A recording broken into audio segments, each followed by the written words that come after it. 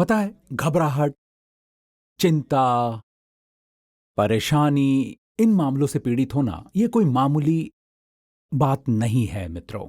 ये ऐसा नहीं कि हम इतना कहें कि सकारात्मक सोच रखो, बस चीजों के उज्जवल पक्ष को देखो। कई लोग दवाओं का सहारा लेते हैं, कभी कभी दवा के छूट जाने पर पलटाओ और भी बुरा है। तो हमारे पास ऐसे लोगों के लिए मन है, और मैं आपको ये नहीं बता सकता कि कितने लोग आत्महत्या करने के बारे में सोचते रहते हैं, आत्महत्या के विचार और घबराहट का शिकार होते हैं, और चिंताएं जिनसे यीशु मसीह ने मुक्त किया। आमीन। अनुग्रह के सुसमाचार को सुनने से। तब भी जब हम कहते हैं कि हम सुसमाचार सुनते हैं, तो जब हम सुसमाचार कहते हैं तो इससे मतलब है, ये एक पुराने अंग्रेजी शब्द है, ईश्वर का मंत्र। ठीक है, सुसमाचार। सुसमाचार। जब हम सुनते हैं कि सुसमाचार क्या है, हम हमेशा सोचते हैं कि यीशु हमारे पापों के बदले क्रूस पर मरा, और मूल रूप से लोग ये जानते हैं, पर यह हमारे जीवन में कैसे लागू होता है।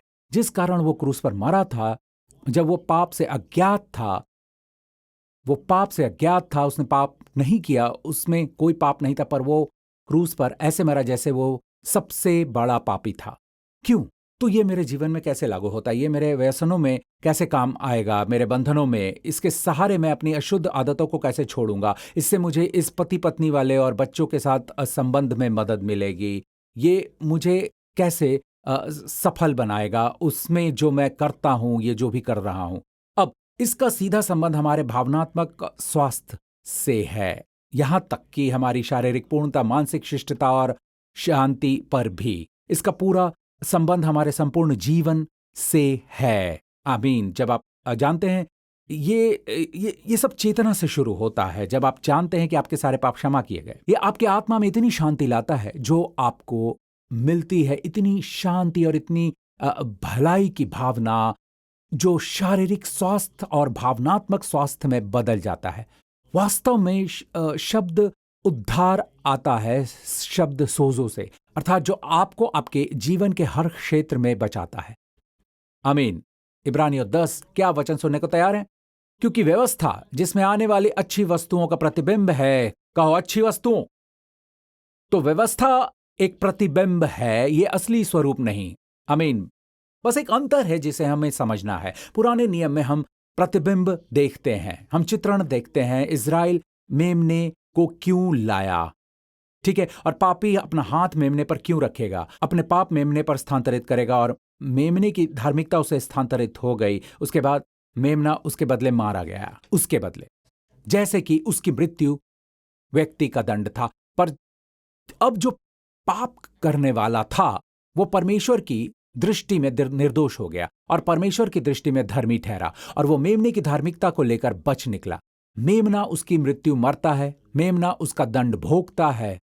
तो ये सब इज़राइल के इतिहास में इज़राइल के लिए चित्रण है पुराने नियम से। और पाप के लिए इसने क्या किया? इसने पापों को मिटाया नहीं, बस ढक दिया। इसके लिए शब्द है प्रायश्चित।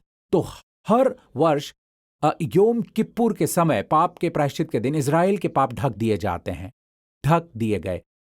जैसा आपका वीजा कार्ड है, आपका वीजा कार्ड भुगतान नहीं है, याद है ना? ठीक है। और याद रहे, असली भुगतान आगे दिया जाएगा, और आपका वीजा कार्ड ये करता है, यह आपको असली भुगतान देने तक ढके रखता है। तो यहूदियों की वेदियों पर जितने भी मेमनों ने बलि में पीड़ा भोगी, कितने ही अनगिनत पुराने नियम में इस क्रिया से गुजरे, वो आने वाले असली मेमने का एक चित्रण थे। इसीलिए जब यीशु सामने आया तो यूहन्ना बपतिस्मा देने वाले ने उसकी ओर इशारा किया, सारे इज़राइल से यह कहकर, देखो ये परमेश्वर का मेमना है जो जगत के पाप उठा ले जाता है। तो इस बार यीशु क्रूस पर मरा तो हमारे पापों को ढकने के लिए नहीं, ये शब्द है उठा ले जाता है।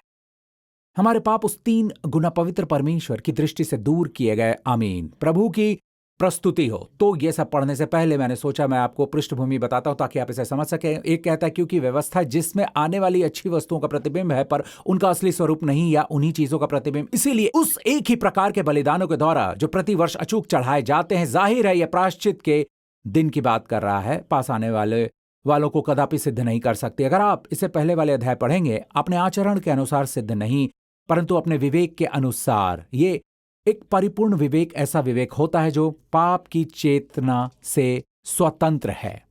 जब आप जानते हैं आपके कर्ज चुकाए गए हैं, जब आप अपने लेनदार से मिलते हैं, आप उससे डरते नहीं हैं। आमीन। उदाहरण, आप अपने मित्र या किसी और को एक रकम देने का वादा करते हैं और आपका मन साफ है, आप ईमानदार हैं और वो दिन आता है पर आप रकम नहीं दे पाते। आप उससे टकरा जाते हैं या उसे मॉल में दूर से देख लेते हैं। आप क्या करते हैं? आप उसे मिलना नहीं चाहते। क्यों? क्योंकि आपके विवेक पर एक कर्ज है, तो आप उससे बचते हैं। मान लीजिए कोई उसके पास आए और मान लीजिए आपको उसे 1,000 रुपए देने हैं और कोई 1,000 दे देता है। वैसे यीशु ने ऐसा किया कि उसने 1,000 रुपए का कर्ज ही नहीं चुकाया, उसने उस व्यक्ति के लिए भी चुकाया जो आपका कर्जदार था। उसने आपकी ओर से उसे 10 लाख रुपए दिए। तो ये एक चित्रण है, यीशु अधिक भुगतान है। आमीन। जब हम प्रभु के आगे आते हैं, क्योंकि यीशु अधिक भुगतान है, तब हमारे अंदर पापी विवेक नहीं रहता। मैं कहूंगा तो कोई पाप नहीं रहेगा हमारे विवेक पर। अब हमारे व्यवहार में अब भी पाप है, हमारे आचरण में अब भी पाप है। आमीन। अब तक हम परिपूर्ण नहीं है जहां तक ये चीजें हैं, पर अब भी नहीं है। प्रभु नहीं चाहता आपके विवेक में पाप हो। अब इसे कहीं लिख लीजिए। जब पाप, परमेश्वर का एक महान जन को 1800 में था, उसने ये कहा, जब पाप आपके विवेक से हटाया जाता है, वो आपके मन की गद्दी से हट जाता है। जब पाप आपके विवेक से हटाया जाता है, वो आपके मन की गद्दी से हट जाता है। क्या यह अद्भुत है? आमीन। तो ये सच्ची पवित्रता की चाबी है। कितने ही लोगों की अपने लोगों और अपने चर्चों के लिए बड़ी ज़रूरतें हैं और हम ये देखना चाहते हैं, इसे हमें मसीह की देह में चाहिए। परंतु सही विश्वास हमेशा सही जीवन उत्पन्न करेगा। हमेशा। प्रभु की स्तुति हो। तो इस समय हमारे पास क्या है? परिपूर्ण व्यवहार नहीं, पर परिपूर्ण विवेक। तो इसका यह अर्थ है, प्रतिबिंब जो बलिदान वे देते थे और जो प्रतिवर्ष अचूक चढ़ाए जाते हैं, पास आने वालों को कदापि सिद्ध नहीं कर सकती। नहीं, तो उनका चढ़ाना बंद क्यों न हो जाता? इसीलिए कि जब सेवा करने वाले एक ही बार शुद्ध हो जाते हैं, तो फिर उनका विवेक उन्हें पापी न ठहराता। तो एक पापी विवेक रखने से परमेश्वर का अपमान होता है। जब आपका विवेक पापी होता है तो वो पाप को ढोता है। मान लीजिए किसी ने किसी को 10 लाख रुपए दिए आपके 10,000 के कर्ज के बदले, और तब भी आप अपने कर्ज देने से डरते हैं, कहीं उसे मुलाकात ना हो जाए, ऐसे जैसे कि उसने आपका कर्ज नहीं चुकाया, तो ये उसका अपमान है जिसने कर्ज चुकाया। इसलिए हमारे लिए समझना जरूरी है कि पापी विवेक किसी विश्वासी का भाग नहीं है। हालांकि वो प्रवचन आपके विवेक में पाप का एहसास करते हैं, वे आपको और भी पापी महसूस करवाते हैं। आप जितना पाप से बचते हैं तो उसका उल्टा ही प्रभाव पड़ता है। आपको जितना पाप का एहसास होगा उतना अधिक पाप आप करेंगे। आज हमारे पास सुसमाचार है जो ये कहता है, आपको आपके पापों की क्षमा मिल चुकी है अगर आपने सही से पश्चाताप किया है। इसमें एक अगर है, अगर आपने पश्चाताप किया है सही से, अगर सही से प्रार्थना की है, अगर आप ईमानदार हो, अगर आप इस शिक्षण की वकालत करोगे, अगर आप एक लंबे समय से एक मसीह रहे हो, चाहे आप एक पास्टर हो या अगुए, चाहे आप किसी भी पद पर हैं, मैं ये कहूंगा आपके मन में स्थिरता से शांति नहीं है। जब भी आप पापों की क्षमा के साथ अगर रखेंगे, तब आपके मन में स्थिरता से शांति नहीं होगी। आप यीशु के कामों के योग्य नहीं हो सकते। इस पर विश्वास करना होता है।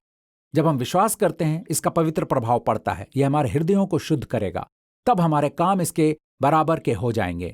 अब मैं आपसे कहना चाहता हूं, बाइबल कहती है कि हमारा एक बड़ा भाग है कि हमारे पापों की क्षमा मिल चुकी है। 1 यूहन्ना, क्षमा करो, इफिसियों 1:7। हमको उसमें कहिए, हमको, हम पाने का प्रयास नहीं करते, हमें वो मिलने वाला नहीं है, हमारे पास है। यहां तक कि यूहन्ना में यह वर्तमान काल है। हमको उसमें उसके लोहू के द्वारा छुटकारा, हमें केवल छुटकारा ही नहीं मिला, छुटकारा केवल दाम चुकाने से ही मिलता है। और यीशु ने हमें हमारे पापों से छुड़ाया।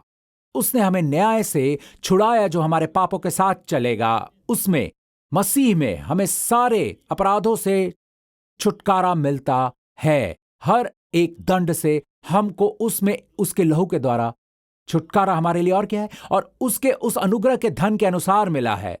तो इसके आधार पर मैं आपको अब बताऊंगा, जब प्रभु आपको क्षमा करता है, प्रभु अपने अनुग्रह के धन के अनुसार क्षमा करता है, अपने अनुग्रह के धन में से नहीं है। आपको पता है धन के अनुसार क्षमा करने और धन में से क्षमा करने में क्या अंतर है? अगर मैं आपको बता दूं, मैं आपको उसमें से दूंगा जो बैंक में है, मैं आपको वो पैसे दूंगा जो मेरे बैंक में है, मान लीजिए मेरे बैंक में 10,000 है और मैं कहूंगा मैं तुम्हें मेरे बैंक में से दूंगा, मान लो कि 1 रुपए। अब भी मेरे बैंक से निकल गया, मेरी बैंक में जमा पूंजी से कितने ये समझते हैं बताइए?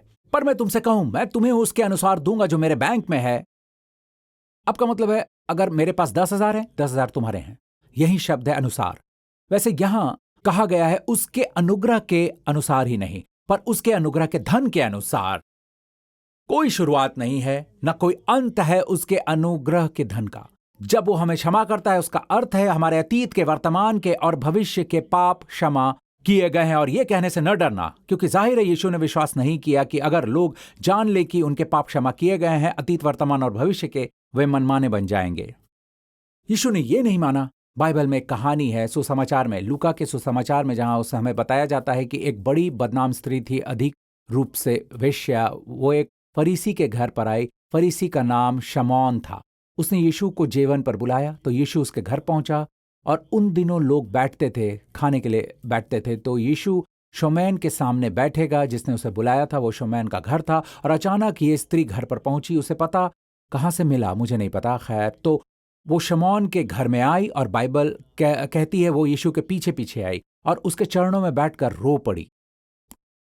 उसके पांव अपने आंसुओं से धोती गई। वैसे जो शब्द वहां वो धोना नहीं है, वो ये यूनानी भाषा में बड़ा ही सुंदर है ये शब्द। उसके चरणों पर बेडियू, जैसे उसके चरणों पर वर्षा होना। और फिर उसने अपने बालों से उसके चरणों को पोंछती गई। उसके बाद उसके चरणों पर बहुमूल्य इत्र उड़ेल दिया।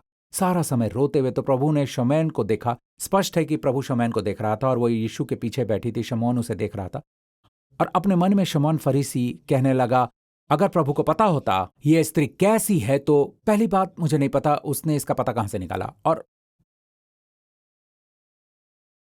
उसे पता था वो कैसी स्त्री थी। यदि प्रभु कहता तो तू उससे उसके बाहरी रूप से नहीं बता सकता। यदि नहीं, प्रभु जानता है, समझे, वो कम से कम ये सोचता है क्यों। तो उसने कहा यदि ये व्यक्ति, उसने ये शब्द नहीं कहा प्रभु, वो कहता यदि, अगर ये एक पवित्र जन है, यदि ये एक भविष्यवक्ता है, वो जान जाएगा ये कैसी स्त्री है। स्पष्ट है वो जानता था। कैसे जानता था मुझे नहीं पता।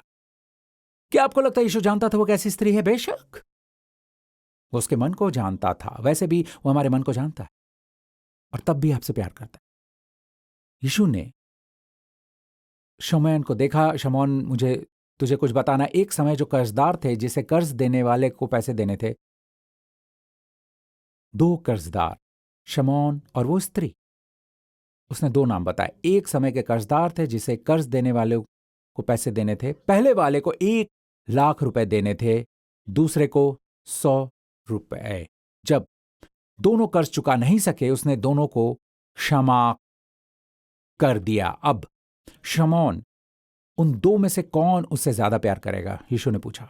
अब वो शमौन की भाषा बोल रहा था, जो भाषा सारे सिंगापुरी बोला करते थे, पैसा। तो उन 2 में से कौन उससे ज्यादा प्यार करेगा? वो जिसके 1,00,000 को क्षमा किया गया या जिसके 100? और वो व्यक्ति समझ गया। उसने यीशु से कहा, उत्तर के लिए आत्मिक विचार जरूरी नहीं। उसने कहा शायद वो जिस पर 1,00,000 का कर्ज था, जिसके ज्यादा क्षमा किए गए। मैं तेरे घर आया, मैं आपको यूनानी से बताऊंगा, ठीक है? मैं तेरे घर आया, तूने मेरा प्रथागत अभिवादन नहीं किया। तूने मेरे पांव पर वो आम तेल भी नहीं लगाया जो विशेष अतिथि के साथ होता है। पर उसने ये नहीं किया, उसने मेरे पांव पर कीमती इत्र उंडेला। तूने मेरा प्रथागत अभिवादन नहीं किया। जब मैं आया तूने मेरे पांव भी नहीं धोए। ये विशेष लोगों के लिए ही नहीं है, ये हर अतिथि के साथ होता है। और वो मेरे पांव आंसुओं से भिगाए जब मैं आया। शमौन, उसने इसलिए ऐसा किया, जिसके पाप बहुत से पाप क्षमा हुए वो बहुत प्रेम करे। तो हम यहां हैं इस मान्यता के साथ कि अगर उनके बहुत से अपराध क्षमा किए गए वे पागल हो जाएंगे। निश्चित ये बिल्कुल भी सही नहीं है। वास्तव में इससे आपको प्रभु के आगे शांति मिलती है। ये जानकर आपको चिंता नहीं करनी है। जब आप प्रभु के पास आते हैं आपको क्षमा मिल जाती है, आपको कभी अक्षमा नहीं किया जाए। दाऊद ने इस पीढ़ी का वर्णन दिया जो मसीह के पुनरुत्थान के बाद आएगी। दाऊद भविष्यवक्ता था और उसने भविष्य देखा। और दाऊद ने यह कहा, जिस प्रकार दाऊद मनुष्य के धन्य होने का वर्णन देता है जिसे परमेश्वर बिना कर्मों के धर्मी ठहराता है, दाऊद कहता है कि धन्य वे हैं जिनके पाप क्षमा किए गए। वचन 8 को देखिए, धन्य है वो मनुष्य जिसे परमेश्वर पापी न ठहराए। तो दाऊद ने भविष्य देखा और दाऊद ने ऐसी पीढ़ी को देखा जब उसे नए लोगों को न्यू क्रिएशन चर्च में देखा, उसे नई वाचा वाले लोगों को देखा विश्व भर में। भविष्य यीशु के मरने और जी उठने के बाद उसने उन्हें देखा। कुछ लोग, कुछ टिप्पणीकार कहते हैं वो अपना वर्णन दे रहा था। नहीं नहीं, वो कहता है धन्य है वो मनुष्य, ये नहीं कहता कि मैं धन्य हूं। जी नहीं, वो ईर्ष्यालु था और वो आत्मा के द्वारा आगे का देख रहा था और उसने ऐसे लोगों को देखे जिनके पाप क्षमा किए गए थे। और उतना ही नहीं, वह धन्य है क्योंकि प्रभु उन्हें पापी नहीं ठहराएगा।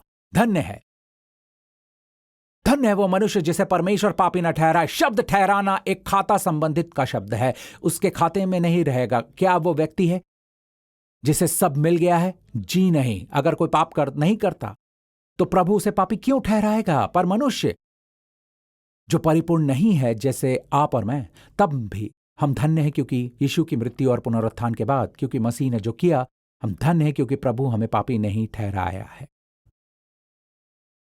और शब्द न ठहराए उनमें से एक है जिन शब्दों को हम डबल नेगेटिव कहते हैं, न ठहराए। अक्सर पवित्र शास्त्र में से एक उपयुक्त करते हैं, या तो ओ आओ या मे में नकारात्मक के रूप में। जब आप आओ और मे को जोड़ते हैं, आओ में न ठहराएगा, बिल्कुल नहीं, कभी नहीं। धन्य है वो मनुष्य जिसे परमेश्वर कभी भी उसके खाते में पाप नहीं लिखेगा।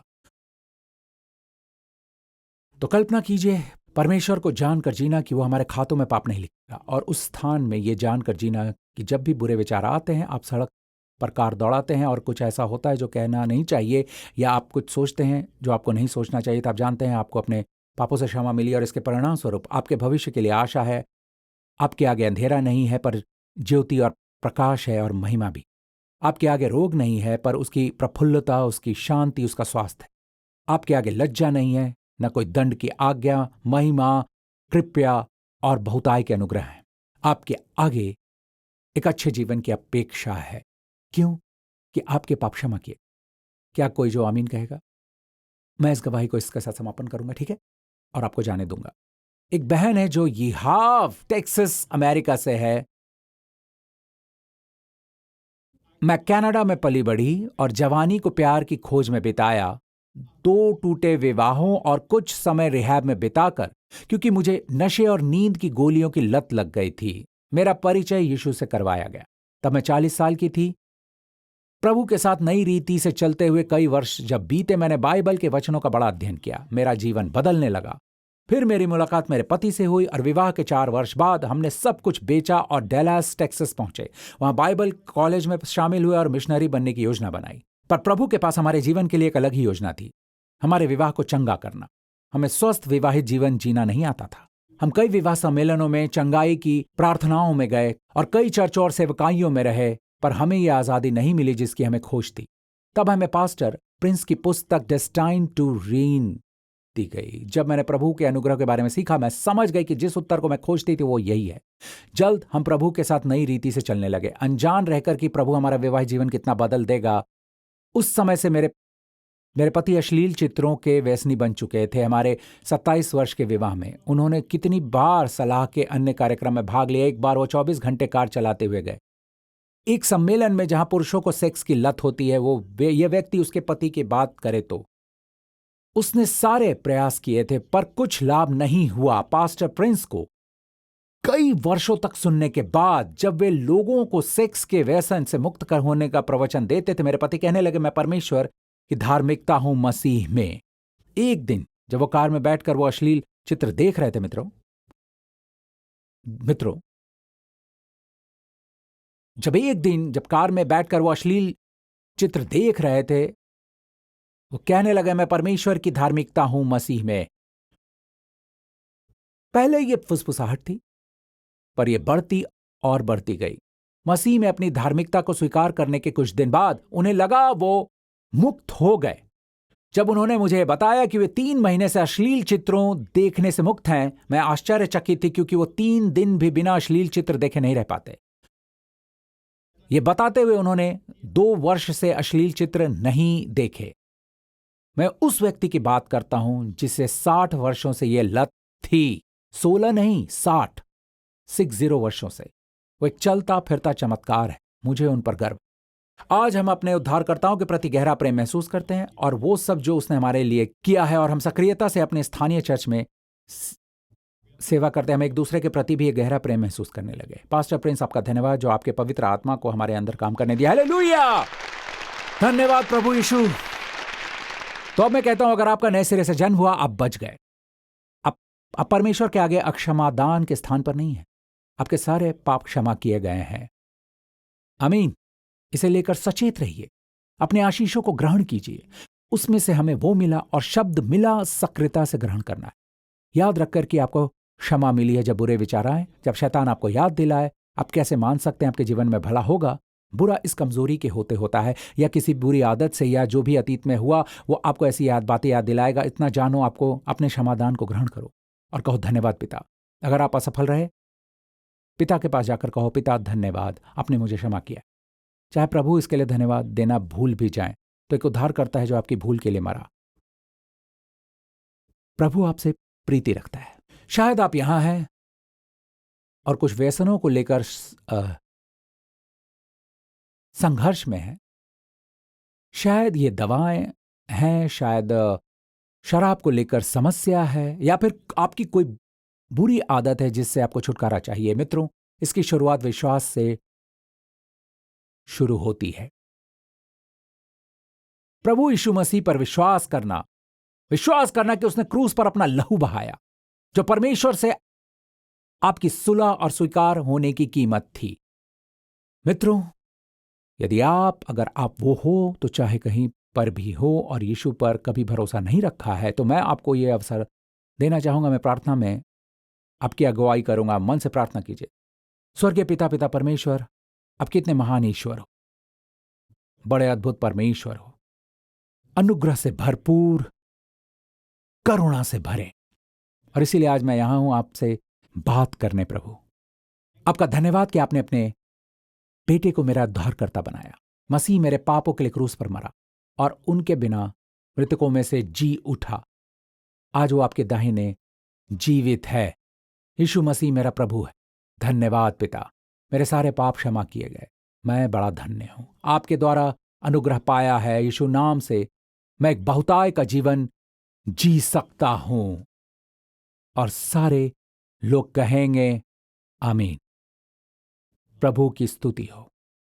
और सारे लोग कहेंगे, सब कहेंगे आमीन। प्रभु की स्तुति हो। हालेलुया। अब आप खड़े हो जाएं जल्दी से। धन्यवाद यीशु। हर तरफ अपने हाथ ऊपर कीजिए और जो भी हमें देखता है वो भी अपनी